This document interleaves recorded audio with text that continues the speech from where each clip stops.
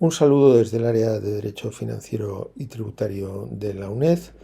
Soy Pedro Herrera, catedrático de la asignatura, y en esta videoclase voy a tener el gusto de explicarles la clasificación de las infracciones tributarias. La clasificación que utiliza de manera expresa la Ley General Tributaria sigue la clasificación tripartita de la Ley de Procedimiento Administrativo Común, que distingue entre infracciones leves, graves o muy graves.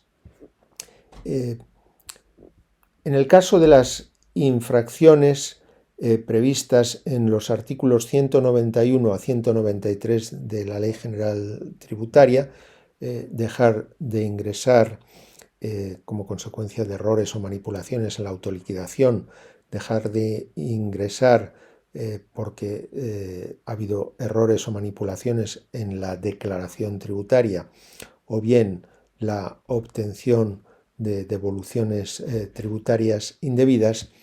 Esas tres infracciones tienen la peculiaridad de que ocasionan un daño económico directo a la administración. Y en ese caso hay unos criterios comunes que vamos a ver más adelante para decidir si esa infracción que ha causado un daño económico directo a la administración es leve, grave o muy grave. Pero en el resto de los casos, la ley califica directamente la infracción como leve, grave o muy grave, atendiendo al deber que se ha infringido y a la gravedad que atribuye el legislador al comportamiento. Las consecuencias de esta clasificación en realidad no son muy relevantes, porque el legislador en cada caso va a ir decidiendo si la infracción es leve, grave o muy grave, y va a decidir cuál es la sanción o las sanciones que se pueden imponer. Sí que es relevante la clasificación en el caso de las infracciones con el daño económico directo previstas en los artículos 191 a 193, porque en estos casos la cuantía defraudada va a influir en el importe de la sanción, y además nos encontramos con un criterio de graduación consistente en la comisión repetida de infracciones, que va a incrementar la cuantía de la sanción cuando la sanción anterior fue grave o muy grave. Además, hay que tener en cuenta que cuando estemos ante infracciones graves o muy graves, en algunos casos, con ciertos requisitos, se pueden imponer sanciones accesorias, como la prohibición para contratar con la administración, y esto no va a ser posible en las infracciones leves. Otro modo de clasificar las infracciones es atendiendo al tipo de deber que se ha infringido. Y así podríamos distinguir cuatro grupos. En el primero de ellos se ha incumplido el deber de declarar correctamente y en plazo, y dentro de este grupo es donde se sitúa las infracciones de los artículos 191, 192 y 193, en los que se produce de manera inmediata un daño económico para la administración. Bien, otras infracciones que se pueden incluir dentro de este grupo sería la infracción en supuestos de conflicto en la aplicación de la norma. En este caso también hay un perjuicio económico para la administración, pero para poder sancionar estas conductas es necesario que la conducta sea la misma que ya ha sido declarada como conflicto en la aplicación de las normas tributarias por la comisión que determina si existe o no este tipo de conflicto. Un segundo bloque está integrado por el incumplimiento de deberes vinculados con las retenciones e ingresos a cuenta, por ejemplo, no facilitar al retenido la información sobre las retenciones que se han practicado. Otro bloque muy amplio está integrado por el incumplimiento de obligaciones formales, por ejemplo, presentar declaraciones fuera de plazo cuando no den un resultado a ingresar. Y un último bloque está constituido por la resistencia, obstrucción negativa o excusa a las actuaciones de la Administración. En esta serie de videoclases me voy a limitar a explicar las infracciones de los artículos 191, 192 y 193, que son las que ocasionan un daño económico directo para la Administración tributaria. Veámoslo.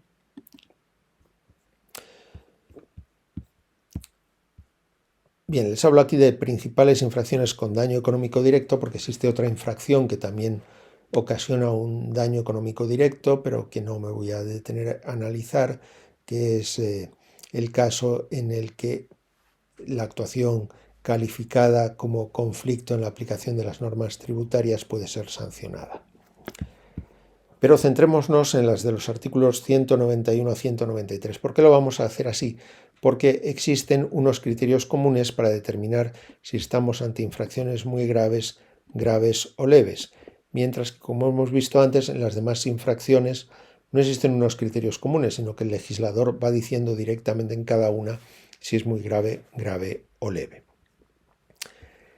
Estas tres infracciones consisten en dejar de ingresar en plazo mediante una manipulación o errores cometidos en la autoliquidación tributaria, o bien porque no se ha llegado a presentar la autoliquidación tributaria cuando debe haberse hecho. El segundo bloque consiste en dejar de declarar correctamente en los tributos que se gestionan mediante mera declaración, cuando esto ocasiona ese perjuicio económico para la Administración tributaria.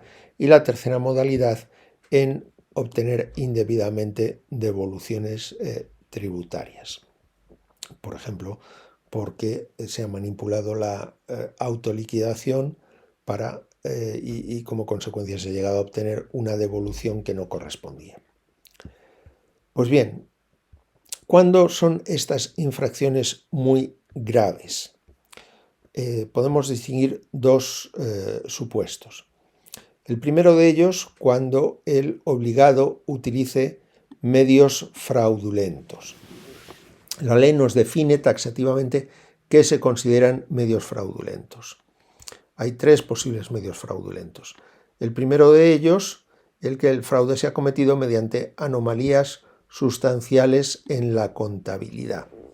Y el legislador considera que las anomalías en la contabilidad son sustanciales cuando mediante ellas se ha defraudado más del 50%, más de la mitad del total defraudado. El total defraudado es lo que llama la ley la base de la sanción, la cantidad a partir de la cual se calcula la sanción. En el caso de estas infracciones con daño económico, la base de la sanción va a ser precisamente el importe defraudado. El segundo medio fraudulento está en el uso de facturas falsas, cuando mediante esas facturas falsas se ha defraudado más de un 10% de la base de la sanción, es decir, más de un 10% del total defraudado. Y el tercer medio fraudulento está en el uso de personas interpuestas para cometer el fraude, por ejemplo, un testaferro. En este caso, siempre que haya una persona interpuesta, la infracción va a ser muy grave porque se va a considerar que se ha utilizado un medio fraudulento. Bien, además, también van a ser siempre infracciones muy graves las relacionadas con retenciones e ingresos a cuenta, cuando el importe de la retención que se ha practicado o el importe del ingreso a cuenta que se ha repercutido y no se ha ingresado supere un 50% de la base de la sanción, es decir, del total de la cantidad defraudada. Veamos ahora las infracciones graves. Tenemos tres modalidades de infracciones graves. En la primera de ellas se han utilizado lo que la doctrina suele llamar medios cuasi fraudulentos. Estos consisten o bien en anomalías contables que no sean sustanciales. Cuando estamos entre anomalías contables que no sean sustanciales, cuando la cantidad defraudada mediante esas anomalías no supere el 10% de la base de la sanción, es decir, del total defraudado. También el uso de facturas falsas cuando no supere o sea igual al 10% de la base de la sanción, es decir, del total defraudado. Esta es la primera modalidad de infracciones graves. También son infracciones graves las relativas a las retenciones e ingresos a cuenta, cuando el importe de la retención practicada y no ingresada o el importe del ingreso a cuenta repercutido y no ingresado sea igual o inferior al 50% de la base de la sanción. Y la tercera modalidad de infracciones graves se produce cuando concurran dos requisitos. El primero de ellos, que exista ocultación. ¿Cuándo se entiende que existe ocultación? Cuando las omisiones en la autoliquidación o la declaración hayan dado lugar a más del 10% del total defraudado, es decir, de la base de la sanción. Pero no basta con que haya ocultación. Además de que haya ocultación, la base de la sanción, es decir, la cantidad defraudada, debe superar los 3.000 euros. Se tienen que dar los dos requisitos: ocultación más una base de la sanción superior a 3.000 euros. Todas las demás infracciones de los artículos 191, 192 o 193, cuando no sean muy graves ni sean graves, serán leves. Con esto concluyo esta breve videoclase relativa a las modalidades de infracciones. Muchas gracias.